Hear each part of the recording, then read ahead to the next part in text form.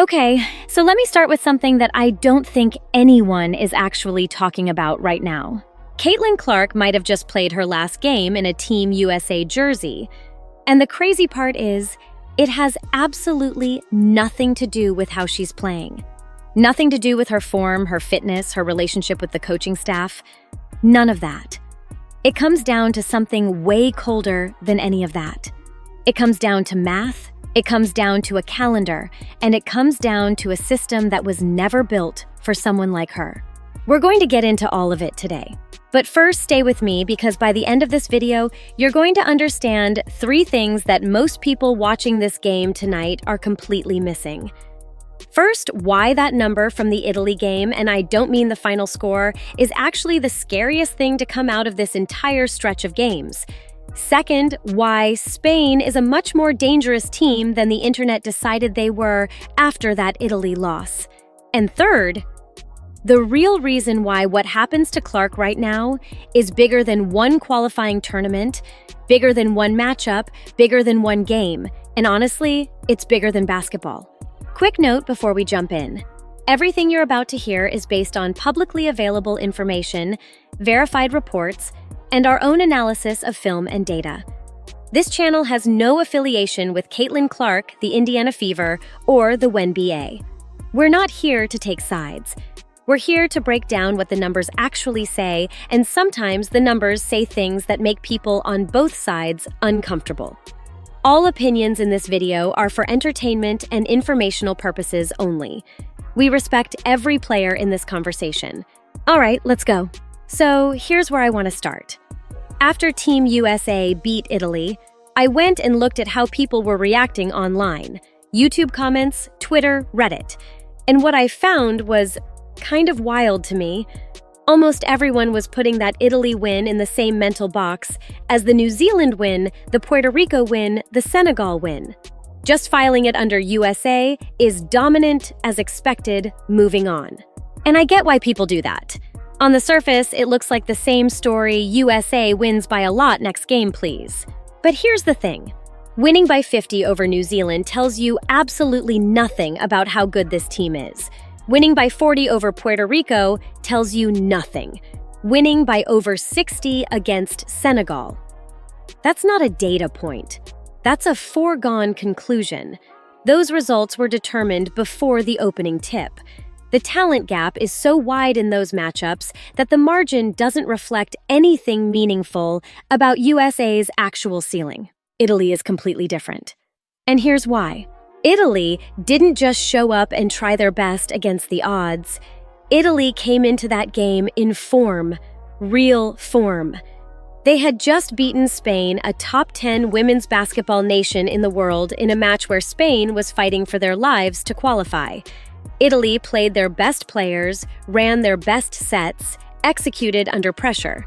And then they turned around and played USA. And USA won by 35 points. Now here's what I need you to really sit with for a second. That USA team, not the full squad. Missing key forwards. In some positions closer to what you'd call a B rotation than the first unit. And they still beat a hot Italy team by 35. I've seen one comment online that actually touched on this, and I want to read it back because I think the person was onto something without fully realizing it. Someone wrote, and I'm paraphrasing, that if USA had approached the Italy game the way Spain approached it, rotating constantly, no rhythm, just experimenting, there's no way they win by that margin. And that's exactly right. But flip it around.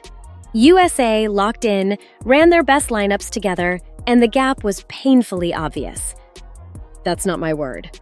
That's from someone watching the game live.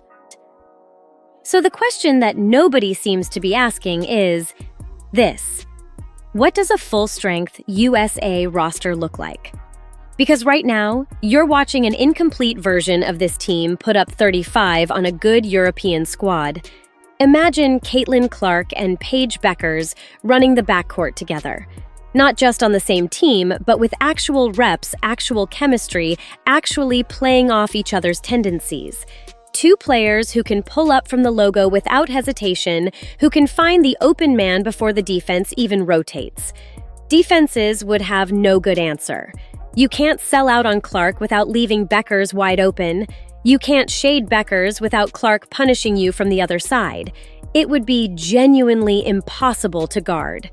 And that's what the Italy number is really telling us. It's not just USA won, it's this team right now unfinished is already frightening. What comes next could be something we've never seen in women's international basketball. But first, we need to get through Spain. And I need to talk about why Spain is not the team you think they are after that Italy result. Because this is one of those situations where the internet made up its mind way too fast. Spain lost to Italy. And immediately, and I mean within hours, people were writing them off. Spain is struggling. Italy has passed them. USA is going to roll them. I saw comment after comment basically treating Spain like they were some mid-level team that just got exposed.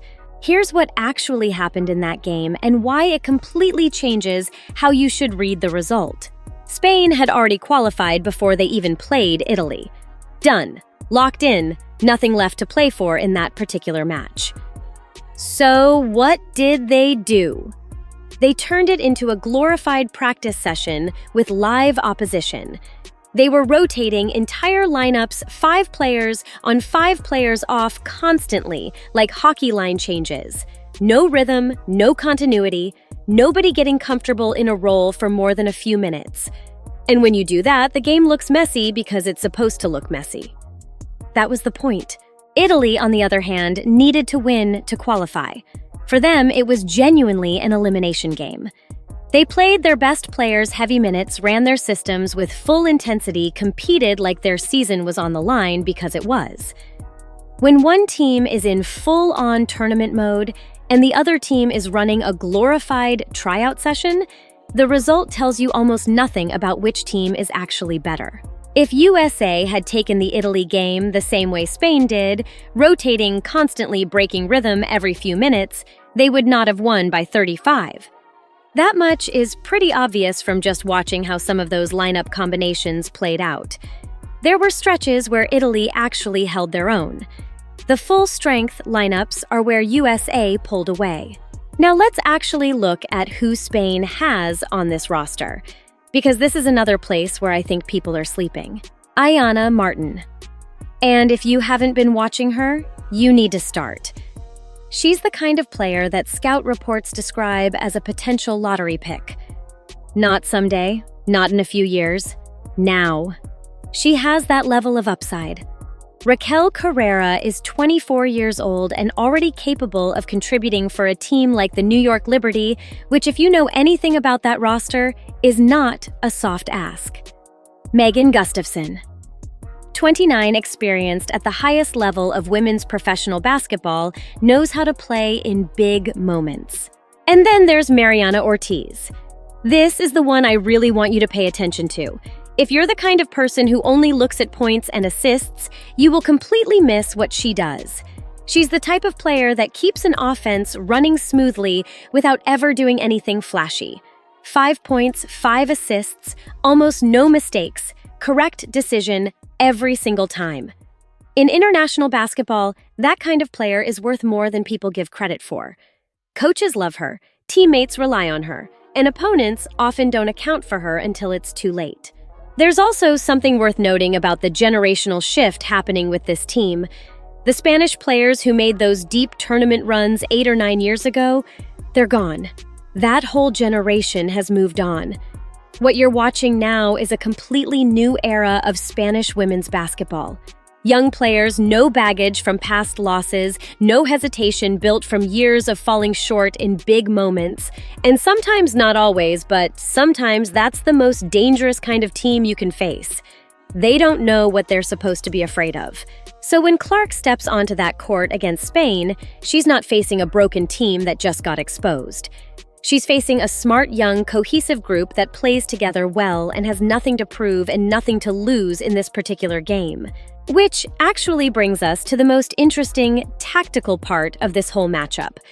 Because the way Clark can hurt Spain is very specific, and it comes down to one action that she runs better than almost anyone in the world right now. Pick and roll. Here's the situation.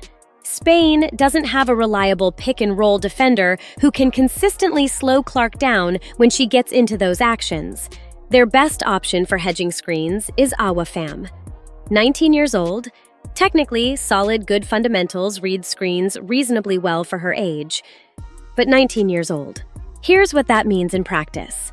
When Clark has already turned the corner, when she's already gotten through the screen and she's downhill with a head of steam, the question is no longer about technique. It's about reaction time built from years of experience in exactly those moments. Clark has those reps. She's been running pick and roll since Iowa. She's been running it in the WNBA. She knows how to manipulate the coverage, knows when to attack, knows when to pull up, knows when to throw the skip pass to the corner. Fam is learning all of that in real time. That's a tough assignment for any teenager, no matter how talented. But here's the angle that I don't think is getting nearly enough attention. When Megan Gustafson shares the floor with Caitlin Clark in this game, what you're actually watching is an Iowa Hawkeyes reunion playing out on an international stage. These two have history, real basketball history. They know each other's tendencies in a way that you genuinely cannot manufacture through a few weeks of national team training camp. Clark knows exactly how Gustafson rolls out of a screen, knows her positioning in the post, knows the timing of the dump pass, knows when Gustafson is about to seal her defender for the easy bucket. They don't need eye contact. They don't need signals. They just need to be in the right place, and Spain is going to have to make a choice. Commit to stopping Clark and leave Gustafson open in the post, or shade toward Gustafson and watch Clark pull up from the logo. Neither option is a good option. That chemistry doesn't get built in a training camp. Clark and Gustafson are walking into this game with it already there. Now, and I want to be real here, because I think this is something that gets glossed over when people talk about USA. There is a real defensive vulnerability on this team that Spain is capable of exploiting. USA has been trapping aggressively on pretty much every screen in this tournament. In theory, that's how you take the ball out of a skilled guard's hands. In practice, a trap only works if the rotations behind it are fast and coordinated. And there have been moments in these games, not a lot, but enough to notice where those rotations weren't quite there. A step slow, someone helping when their teammate expected them to stay home. The trap lands, but the recovery is a second behind. Spain runs a passing-based offense. Not physical, not isolation-heavy. They move the ball, they find the open man, they punish gaps. A quick release from a trapped guard, swing to the wing, dump into the post, wide open layup. That sequence exists in Spain's offense, and that sequence is exactly what USA's current defensive scheme is vulnerable to when the communication breaks down.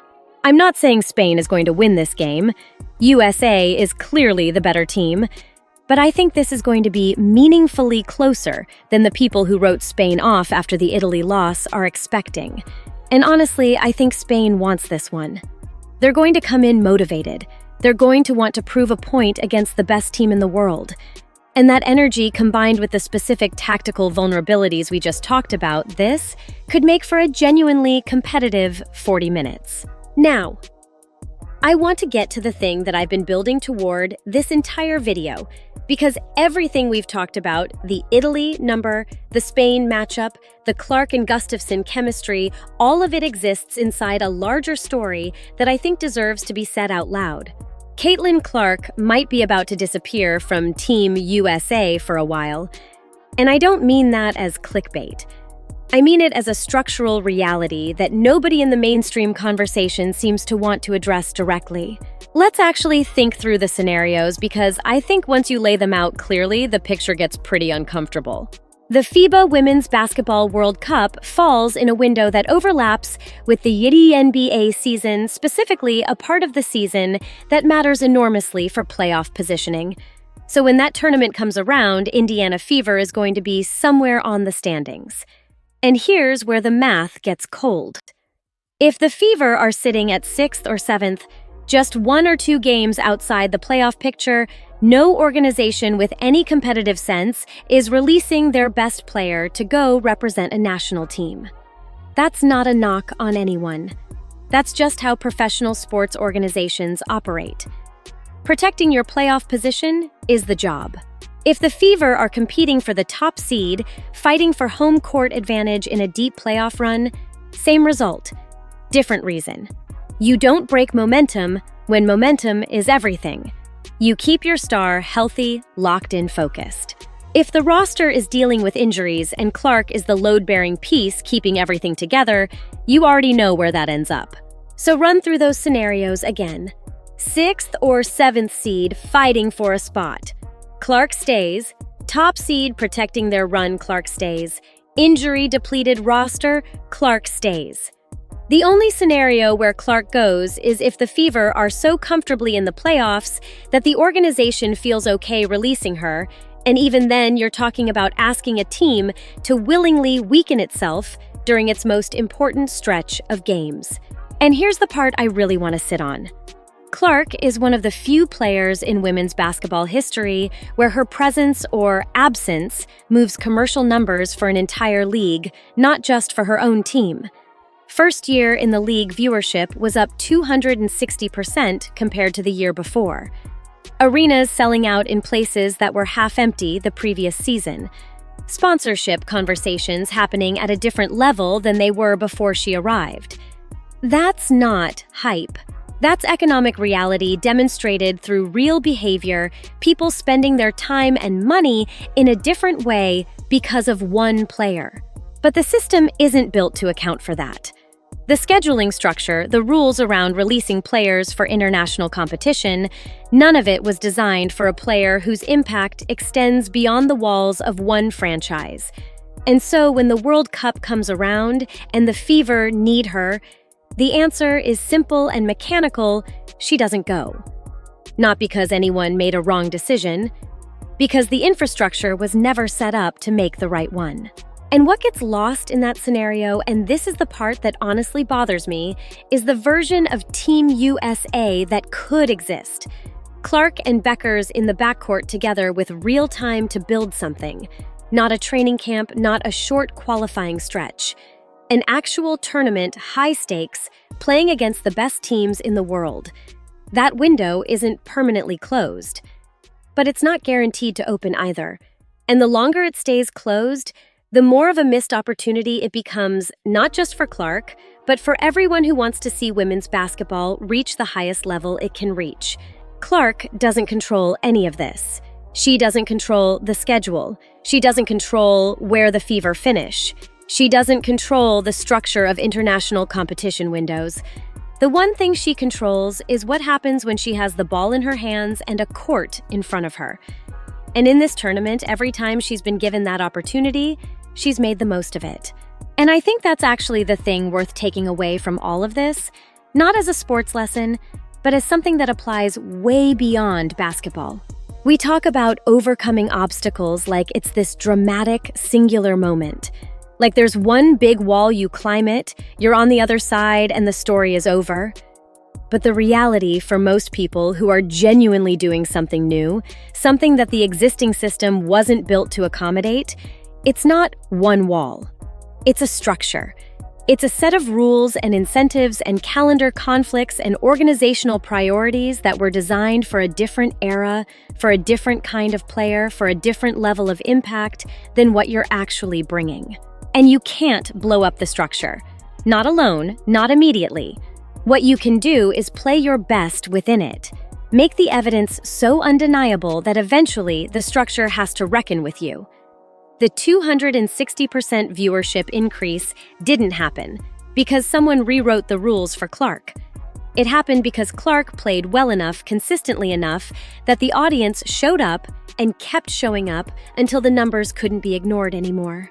That's not a sports story. That's a blueprint for anyone operating inside a system that wasn't designed for what they're trying to do. Now, I want to hear from you. If you've ever had a moment watching Caitlin Clark pass a shot, a fourth quarter run that made you stop and think, I'm watching something I won't see again for a long time, drop a basketball emoji in the comments right now. Let's see how many people have that moment. And I want your honest answer to this question because I genuinely don't think there's a right or wrong answer here. I just want to hear what you actually think. If Indiana Fever are sitting at 7th in the standings, one game outside the playoffs when the World Cup rolls around, do you want Clark to stay with the Fever and fight for that postseason spot? Or do you want her wearing the Team USA jersey? I'm not looking for the diplomatic answer. I'm looking for the real one. Drop it below. We read everything and we don't delete opinions we disagree with. Every comment helps this video reach more people who deserve the full picture, not just the headline version. So if any of this made you think, make some noise right now.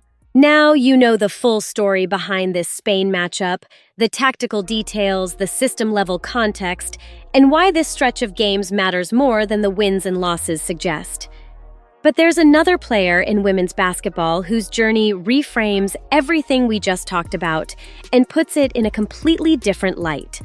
I've already made that video, and trust me, you don't want to miss it. It's right there on your screen.